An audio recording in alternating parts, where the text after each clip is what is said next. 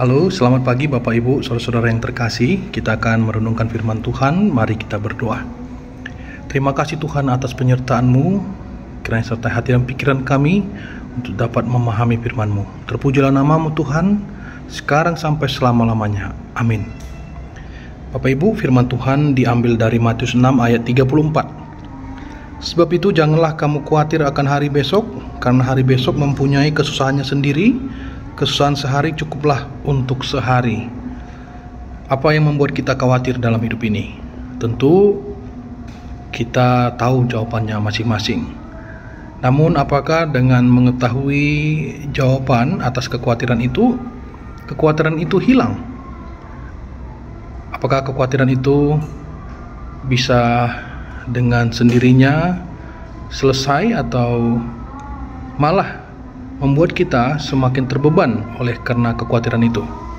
Bapak Ibu, hari-hari kita dijalani dengan penuh perjuangan, karena tak ada satu hari pun tanpa kekhawatiran. Namun dalam hidup sesungguhnya kekhawatiran itu adalah bagian natural, alamiah yang ada di tengah-tengah kehidupan manusia. Oleh karenanya, mari kita lihat dulu apa arti dasar dari kekhawatiran. Dalam bahasa Inggris itu disebut worry, namun kata ini berasal dari bahasa Jerman yang disebut Wurgen. Kata Wurgen berarti mencekik. Maka dapat kita pahami bahwa kalau kita khawatir, itu artinya kita sedang mencekik diri kita.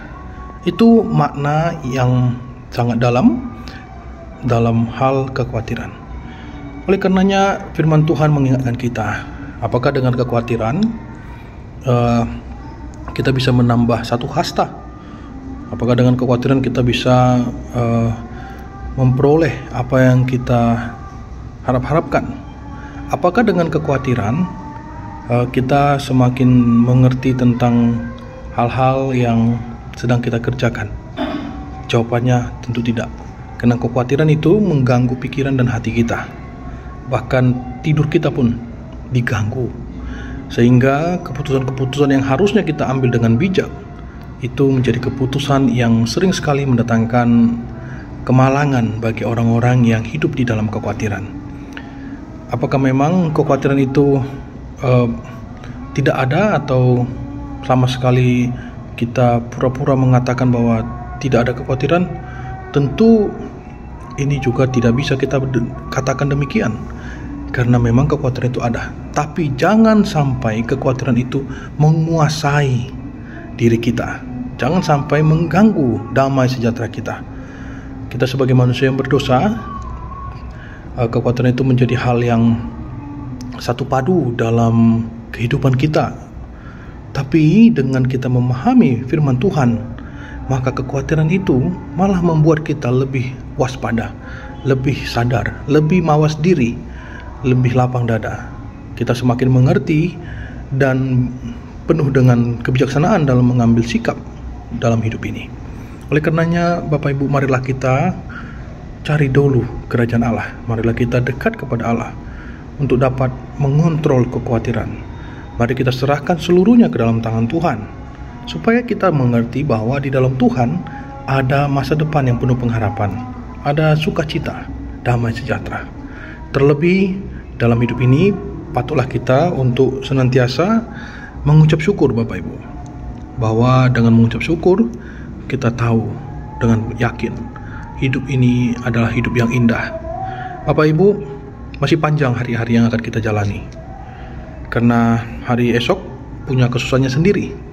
Oleh karenanya, apa masalah kita hari ini, cukuplah kita sampaikan di dalam doa kepada Tuhan, dengan penuh keyakinan, dengan penuh pengharapan bahwa itu akan bisa selesai dan kita tidak terganggu dalam menjalani hidup.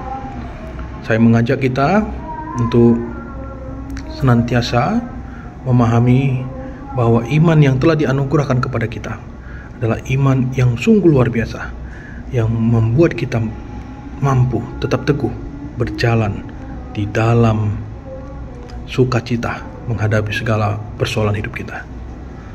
Maka tetaplah percaya, tetaplah hidup dalam damai di dalam Tuhan.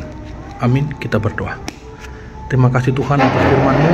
Kami menyerahkan seluruhnya ke dalam tangan-Mu, kekhawatiran kami, dan kami mau hidup hanya bergantung padamu. Kalaupun hari ini ada banyak sekali persoalan hidup kami percaya suatu saat dan indah pada waktunya Tuhan akan menyelesaikannya untuk kami. Dan kami percaya ya Tuhan, hidup kami dipenuhi dengan kuasa Tuhan.